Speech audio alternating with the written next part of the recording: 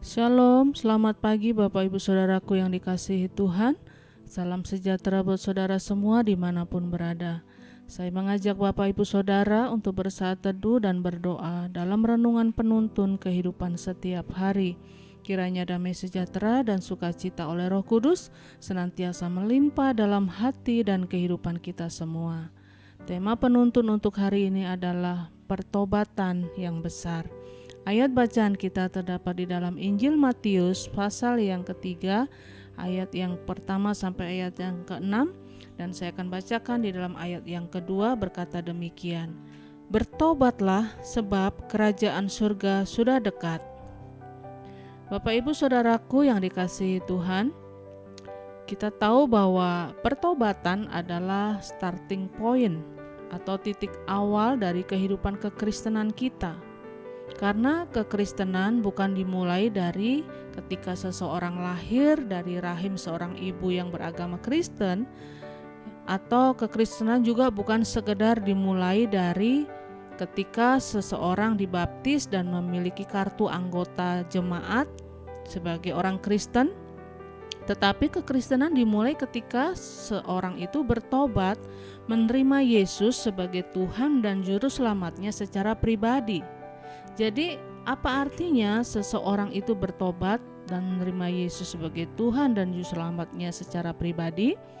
Kita akan belajar dari ayat bacaan kita pagi hari ini. Yang pertama, yaitu seorang yang bertobat adalah seorang yang berbalik dari jalan-jalannya yang jahat. Ingat, konsep dunia dengan konsep kekristenan tentang bertobat sangat berbeda. Karena konsep dunia bertobat itu berarti berhenti berbuat dosa. Tetapi konsep Kristen berbeda. Seorang yang bertobat itu adalah seorang yang berbalik dari jalan yang jahat, yang tadinya melakukan kejahatan sekarang meninggalkan semua kejahatannya. Jadi dalam kekristenan bertobat itu tidak bisa sepotong atau sebagian. Pertobatan itu berbalik arah dari hidup dalam dosa, dari hidup dalam kejahatan, sekarang berjalan dalam kebenaran, melayani Tuhan dan hidup dalam kebenaran-kebenaran firman Tuhan. Itulah bertobat. Jadi seorang yang bertobat berbalik arah sehingga hidupnya menyenangkan hati Tuhan dalam segala hal. Dan yang kedua, kita belajar bahwa seorang yang bertobat dan menerima Kristus secara pribadi, artinya seorang yang bertobat adalah seorang yang benci dosa. Kalau tadinya pengikut dosa, kalau tadinya pelaku-pelaku dosa, kalau tadinya bukan hanya berenang-berenang dalam dosa tetapi sudah menyelam dalam dosa, sekarang dia benci dosa sehingga dia tidak mau. Dosa kecil pun dia tinggalkan. Itu sebabnya seorang yang bertobat, kalau bertobat masih ada dosa-dosa kecil sambil berkata, ya saya sih sudah bertobat dari minum, mabuk, narkoba, seks bebas, segala macam. Saya sudah bertobat, cuma tinggal merokok saja yang masih. Tentu ini belum bertobat saudaraku, karena masih menyimpan dosa-dosanya. Dan yang ketiga, kita belajar bahwa seorang yang tidak hitung-hitungan lagi dengan Tuhan. Jadi orang yang bertobat itu tidak hitung-hitungan lagi dengan Tuhan. Kalau Tuhan lihat saya hidup benar, ya berkatilah saya. Itu belum bertobat. Itu masih cari untung sama Tuhan. Itu bisnis sama Tuhan. Tuhan, saya hidup benar supaya saya diberkati. Bukan begitu saudaraku, tetapi Tuhan, saya mau hidup benar karena dosa membuat hidup saya ke neraka. Pokoknya sekarang saya mau hidup benar. Walaupun saya sebagai orang benar harus hidup susah, karena Tuhan segala-galanya buat saya, itulah pertobatan.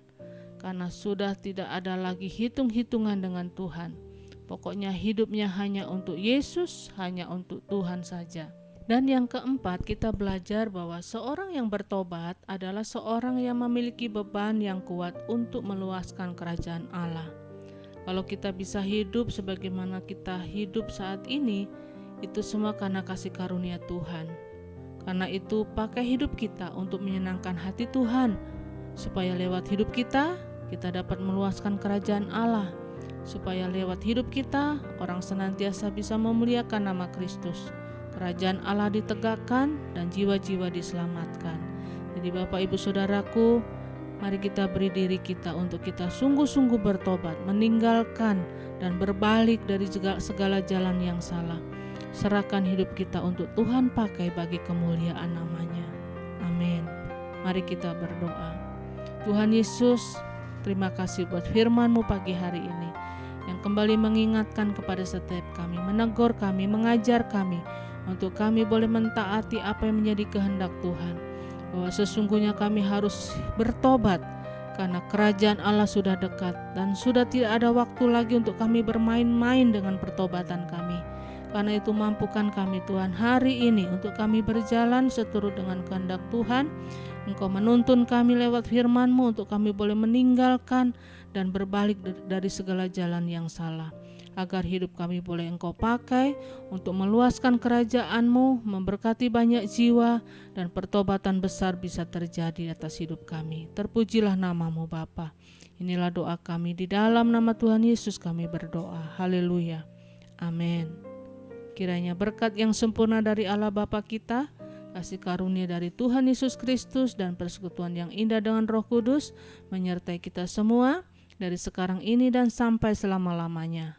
Maju terus dalam tuntunan Tuhan, tetap semangat, sampai jumpa esok hari dalam penuntun kehidupan setiap hari, dan Tuhan Yesus memberkati.